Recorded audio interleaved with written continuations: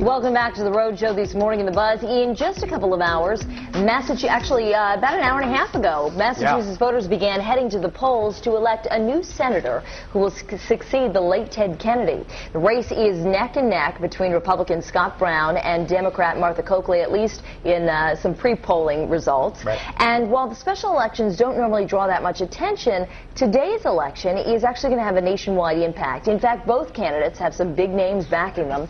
Coakley, of course, has President Obama campaigning for, even appearing in ads and automated calls.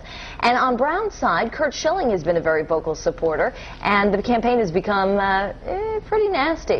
Yesterday, both candidates appeared at a breakfast to honor Dr. Martin Luther King Jr. in Boston, where Coakley drummed up support for her campaign, drawing criticism from her opponent. Take a look. And I'm running for the United States Senate because Dr. King's work is unfinished. His dream is unrealized, and we know that. But that work continues, and I ask for your vote tomorrow. I certainly didn't realize that this was a rally for Martha, and I thought it was inappropriate that she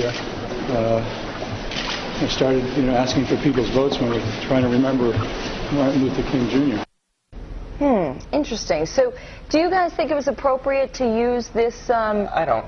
You don't? I agree with Scott Brown? Scott. I mean, we have one day a year basically to honor, one of the greatest civil rights leaders of all times, and to kind of be begging for votes there. I thought that was a little insensitive. What do you think, Vince? I happen to disagree. I don't think that if she was around, running around tables, glad-handing and say, I want your vote, this and that, then I'd have a problem with it. She spoke about Martin Luther King and his dream, and she wanted to continue to follow that. Based upon just what I saw there, I didn't see the whole speech. I don't know how long-winded it was, but from what I saw, I really didn't have a problem. I think, I will say this, I think Martha Coakley has drawn some criticism for a few, what some people have called missteps. She called Curt Schilling a Yankees fan, which, provoked some ire from Massachusetts residents. And also, Scott Brown had been asked, I know at one point, how can you run for this seat knowing that you're not going to vote for President Obama's health care plan, knowing that this was Ted Kennedy's lifelong goal? How can you run for Ted Kennedy's seat when you know you're not going to vote for it? To which Scott Brown responded, I thought this was the people's seat. People's seat. So I thought it was really interesting to see the different ways that they're handling some of the pressure and the ways that they're trying to move forward in all of this. I also want to mention Joseph L. Kennedy is also running in this race. No relation. No relation to the late Ted Kennedy, but the reason he is less mentioned than some of the others is he's an independent candidate, and he is a distant third behind Martha Coakley and Scott Brown. What makes this so very important is that if Coakley loses, she's the 60th vote on health care. And that probably means that Obama's health care goes down to 2. That's what it comes down to. We also failed to mention that not only was Obama there, but former President Clinton was there still. Absolutely.